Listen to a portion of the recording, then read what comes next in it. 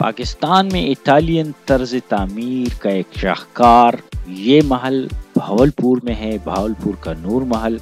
हम आपको लेके आए हैं, हम आपका इसका अंदरूनी हिस्सा और इसकी मौजूदा सूरत हाल और इसकी तारीख के बारे में बताते हैं। हमारे साथ रहें और हमारे हम सफ़र रहें और पाकिस्तान का हमारा ये सफ़र जारी है। इस वक्त हम भावलपुर के महल्लात की सैर कर रहे हैं।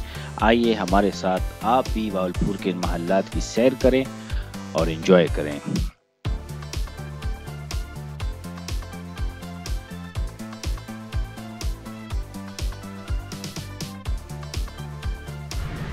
दोस्तों, इस वक्त हम खड़े हैं भावलपुर के मशहूर नूर महल में। ये नूर महल नवाब भावलपुर के महल्लात में से एक महल था। इसकी तामीर 1872 में इन्होंने शुरू की थी और ये 4400 एकड़ के रकबे पे फैला हुआ है और 3 साल के अरसे में 1875 में इसकी तामीर कंप्लीट हुई। ये एक इंग्लिश आर्किटेक्ट था, उसने इसको डिज़ाइन किया था और ये इटालियन तर्ज का है और ये इसका तामीर जो है इटालियन बिल्डिंग की तरह है। और इसमें जब इसकी तामीर शुरू हो रही थी तो इसकी बुनियादों में भावलपुर की रियासत का नक्शा और उसके सिक्के खुशबख्ती की अलामत के तौर पर बरी किए गए थे, दफनाए गए थे। और आज की अगर करें तो इस पे 8.1 मिलियन US डॉलर का इस वक्त के हिसाब से खर्च आया था। तो ये एक बहुत ज़बरदस्त है और ये देख रहे हैं इर्द गिर्द जो है ना, ये बहुत ही वसी इलाके पे फैला हुआ है। इस पर यह रेस्टोरेंट भी है, यहाँ आप खाना भी खा सकते हैं। और ये पाकिस्तान आर्मी के ज़ेर इंतज़ाम है। अंदर आते हैं तो आपको एंट्री करानी पड़ती है। इसका 100 रुपये टिकट है जो कि पूरा नहीं है, अच्छा है। और आए आके जाके देखते हैं अंदर के ये कितना खूबसूरत है और इसको हम थोड़ा सा एक्सप्लोर करें। बाहर से जब आप इसको देखते हैं तो इसकी पुरशकोह इमारत आपको अपने शहर में गिरफ्तार कर लेती है और इसके ये वसी व अरीज़ मैदान जो कि बहुत ही अच्छे तरीके से मेंटेन किए हुए हैं, आपको एक ज़बरदस्त लुक देती हैं। हम अंदर चलते हैं और देखते हैं कि अंदर का आर्किटेक्चर कैसा है और ये महल कैसे बना है।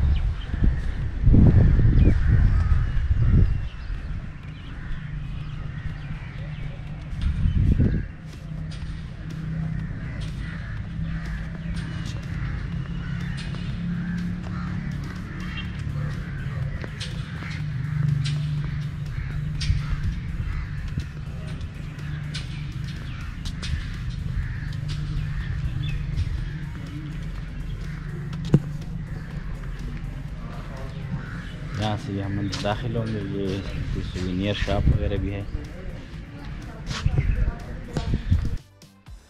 महल के दाखिली गेट पर ये बाएं तरफ सॉरी, ये सारा इन्होंने आर्किटेक्चरल ड्राइंग दी हुई हैं कि किस तरह इसका लेआउट है, कौन सा फर्नीचर रखा हुआ है और कौन कौन सी चीज़ें महल में जो आपको मिलेंगी। तो ये आपको महल की सारा जो है स्ट्रक्चर समझने में बड़ी मदद देती हैं। तो इसको आज जब आएँ तो इसको ज़रूर देखें ताकि आप महल में सारी चीज़ें एक्सप्लोर कर सकें और सारी चीज़ें देख सकें। तो इसको देखने के बाद हम महल में दाखिल होते हैं।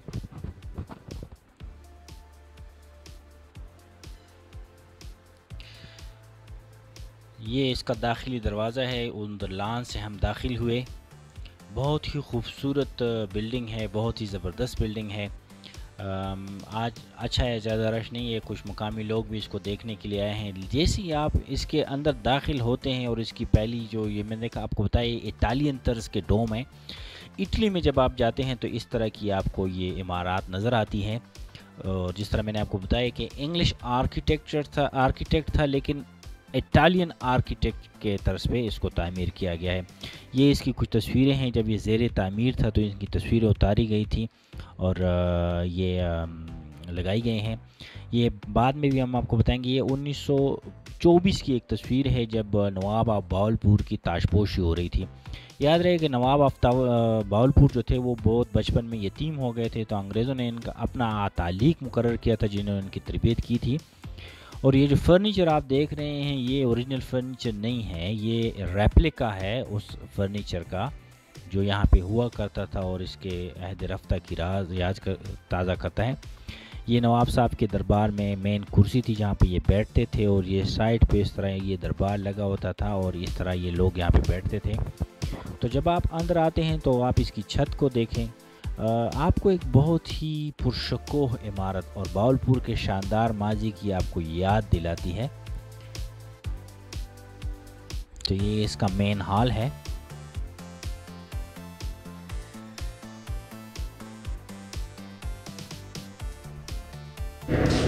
ये हम अब अंदर दाखिल हुए, ये इसका पहला हिस्सा है जहाँ पे फर्स्ट जहाँ पे गार्ड वगैरह लोगों को रिसीव करते थे।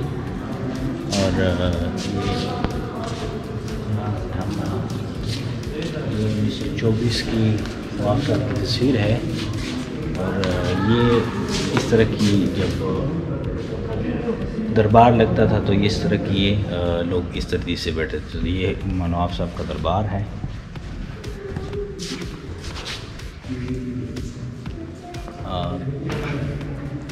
ये वो ओरिजिनल फर्नीचर नहीं है क्योंकि ये लोग ले गए थे, तो ये इसका रेप्लिका इन्होंने बनाया हुआ है।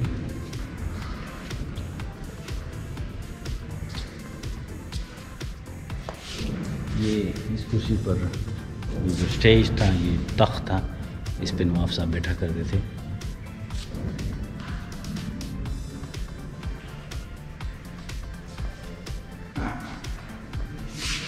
ये अगर अब हम इसकी आपको छत दिखाएं तो छत बहुत ज़बरदस्त पेंट की गई है और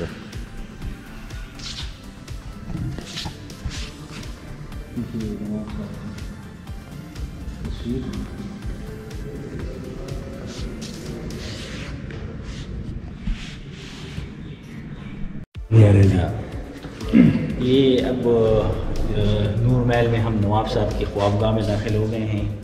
ये उनके ज़ाती इस्तेमाल की जो साइड टेबल, बेड, और ये आप देख सकते हैं कि ये बहुत अच्छी कलर कम्बिनेशन से पर्दे वगैरह। तो ये उनकी ज़ाती ख्वाबगाह थी जहाँ पे नवाब साहब आराम फरमाते थे। ये बड़ा ड्रेसिंग टेबल, काउच, मैकओपन काउच, बहुत ज़बरदस्त।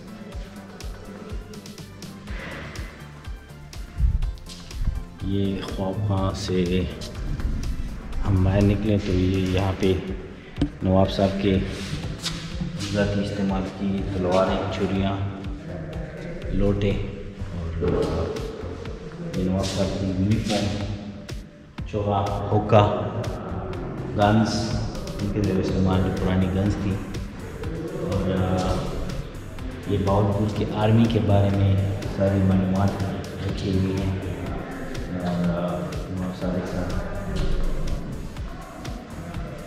तो ये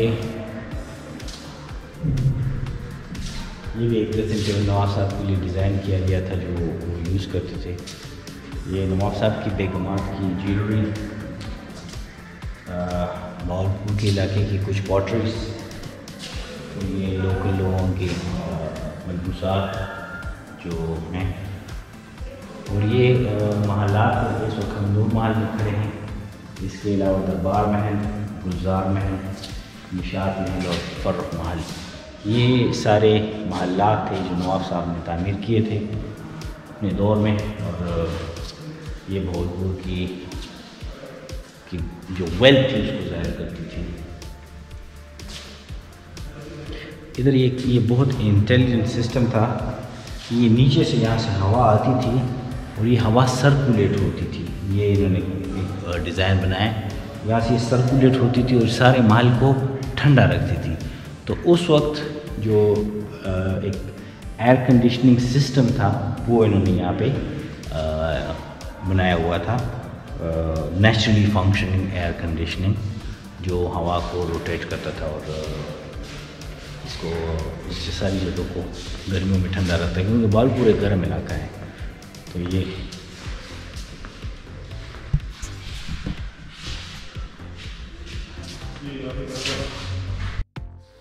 ये यहाँ की गैलरियों को देखें तो ये पहले आपको बहावलपुर के जो महल्लात हैं, निशात महल, फर्रुख महल और गुलजार महल, दरबार महल, तो नूर महल जहाँ पे हम भी खड़े हैं, तो ये सारे आपको बहावलपुर के शानदार माजी की याद दिलाते हैं और लोगों को एक आइडिया देने के लिए कि किस तरह बहावलपुर की रियासत को पता चले कि पाकिस्तान की सबसे अमीर रियासत थी, बहुत ही ज़बरदस्त अमीर रियासत थी और इसके रिसोर्सेज बहुत ज़्यादा थे। और बहावलपुर ये देखें जो उनके बेगमात के ज़ेर इस्तेमाल जवाहरात और ऑर्नामेंट्स, तो बहावलपुर की रियासत बहुत ज़्यादा अमीर रियासत थी और इसने पाकिस्तान के क़याम के बाद पाकिस्तानी हुक्मरानों को बहुत सी एहतियात दी है, जिसकी वजह से पाकिस्तान को बहुत संभाला मिला। बहावलपुर के नवाब के बारे में एक किस्सा मशहूर है कि एक दफ़ा वो अंग्रेज़ों के लंदन में रोल्स रॉयल्स के शोरूम में गए और वहाँ पे जो शख्स था उसने उसको एक आम इंडियन समझ कर उसको शोरूम से निकाल लिया। तो बहावलपुर के नवाब की बहुत बेइज्जती महसूस हुई। उन्होंने रोल्स रॉयस आर्डर की और उन रोल्स रॉयस पर झाड़ू लगा के वो बहावलपुर की गलियाँ साफ़ करते थे। तो जब रोल्स रॉयस को वालों को पता चला तो वो बहुत ज़्यादा हुए कि उनकी गाड़ी की वैल्यू, तो फिर उन्होंने बाकायदा माफ़ी मांगी और बहावलपुर के नवाब ने फिर उनको माफ़ कर दिया। लेकिन आप देख सकते हैं कि वो उन्होंने रोल्स रॉयस को झाड़ू के लिए बहावलपुर में इस्तेमाल किया। ये नवाब ऑफ बहावलपुर की उम्र की डिफरेंट स्टेजेस की डिफरेंट तस्वीर हैं, ये जब मक्का हज के लिए गए थे और ये देख सकते हैं फ़ौजी वर्दी में और आखिरी तक। तो ये एक गैलरी इन्होंने बनाई हुई है जो बहावलपुर के नवाब साहब की जो सारी ज़िंदगी थी उसको सेलिब्रेट करते हैं और उनके जो ज़ाती इस्तेमाल की जो अशिया थी, जो कीमती धातों से बनी हुई थी, वो सारी यहाँ पे पड़ी हुई हैं। ये जो बहावलपुर के मौजूदा नवाब हैं उन्होंने इसको इधर इनको डोनेट किया है ताकि लोग बहावलपुर की शानदार माजी को देख सकें। आपको बताता चलूँ कि ये जो बहावलपुर के नवाब थे इन्होंने हज पे अपना इंतज़ाम किया हुआ था, उनकी हज की गाड़ियाँ थी, उन्होंने जगह किराए पे ली हुई थी और जो क़याम पाकिस्तान के बाद बहुत से महाजिर इंडिया से हिजरत करके मुसलमान महाजिर आए थे, तो उनकी के लिए बड़ी खिदमतें की थी और बड़ी उनको माली इमदाद दी थी और उनको सेट होने में मदद की थी। तो बहावलपुर की इस शानदार माजी को सेलिब्रेट करने के लिए नूर महल में इन्होंने ये गैलरी बनाई हुई है। आप आएँ तो इस पर बहुत सी इंटरेस्टिंग मालूमात है। इस वीडियो में इतना टाइम नहीं है कि हम आप सारी बातें बता सकें, लेकिन ये गैलरी आपको याद दिलाती है बहावलपुर के शानदार और अजीम शान माजी की। ये महल्ला ज़्यादातर महल्लात अभी आर्मी के कंट्रोल में हैं क्योंकि उनकी वफ़ात के बाद विरासत के काफ़ी मसाइल और झगड़े पैदा हुए और आर्मी ने इनको बहुत अच्छी तरह मेंटेन किया हुआ है। इस तरह नूर महल के साथ साथ गुलजार महल और दरबार महल भी आर्मी के अंडर है, लेकिन दरबार महल को कोई अंदर जाने नहीं देते क्योंकि आर्मी का वहाँ पे फुल हेड क्वार्टर है, तो बाहर के लोग नहीं जा सकते। गुलजार महल भी आप जा सकते हैं लेकिन ज़्यादा उसको एक्सप्लोर नहीं कर सकते क्योंकि वहाँ पे भी आर्मी के ऑफिसेज़ हैं। तो हम कोशिश करेंगे कि ज़्यादा से ज़्यादा जगह देख सकें, लेकिन पॉसिबल नहीं है कि इनको हम देख सकें। तो ये बहावलपुर की शानदार माजी के बारे में एक अच्छी सी झलक हम आपको दिखा रहे हैं।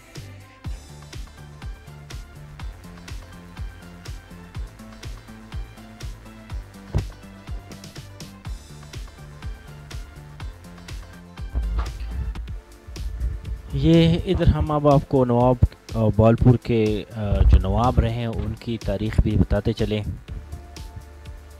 ये पहले नवाब साहब 1723 से 1746 तक,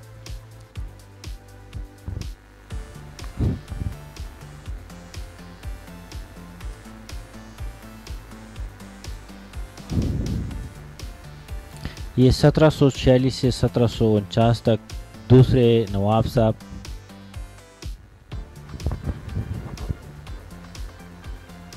ये 1749 से 1772 तक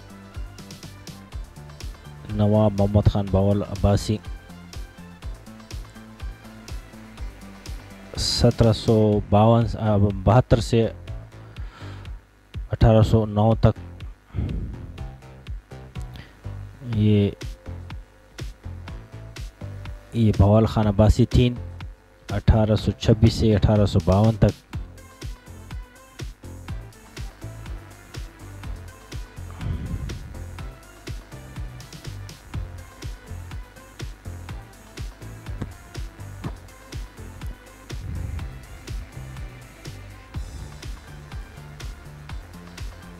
अठारह सौ बावन से 1853 तक अब्बासी 3,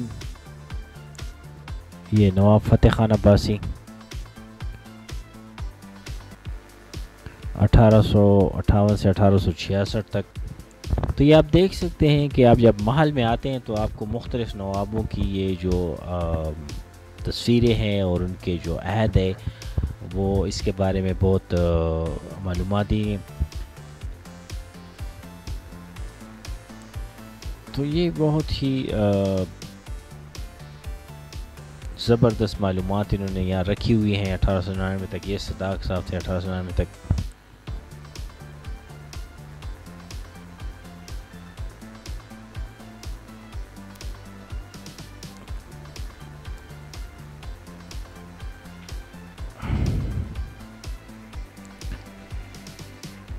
उन्नीस सौ 55 तक ये सरदार सादिक साहब नवाब थे, नवाब बावलपुर थे। तो दोस्तों ये था बावलपुर के नूर महल का एक दौरा। हम अभी बाहर निकले हैं, आप देख सकते हैं कि इसके वसी और ईज़लान, ये हज की गाड़ी और ये सारी चीज़ें यहाँ पे खड़ी हैं। और हम कोशिश करेंगे कि हम आपके बावलपुर को दूसरे महल्लात भी ले जाएं। बावलपुर में एक जो तारीख़ी जगह थी वो हमने आपको पहले बाज़ार और सर सादिक मास भी आपको दिखा दिया। तो बावलपुर के बाद हमारा नेक्स्ट मरहला पंजाब से हम दाखिल होंगे सिंध, लेकिन उससे पहले बोंग की एक तारीख़ी मस्जिद है, वहाँ ज़रूर जाएंगे रहीम यार ख़ान की तरफ। तो रास्ते से हट के बोंग की मस्जिद देखेंगे और बोंग की मस्जिद देखने के बाद हम खैरपुर जाएंगे। तो दोस्तों हमारे साथ रहिएगा, हमारे चैनल को ज़रूर सब्सक्राइब कीजिएगा, दोस्तों को लाइक से के साथ शेयर कीजिएगा और हमें अपनी आरा से आगाह करते रहिएगा। हमारे साथ रहिएगा और हम आपको दिखाते रहेंगे ऐसी ऐसी अच्छी अच्छी जगह।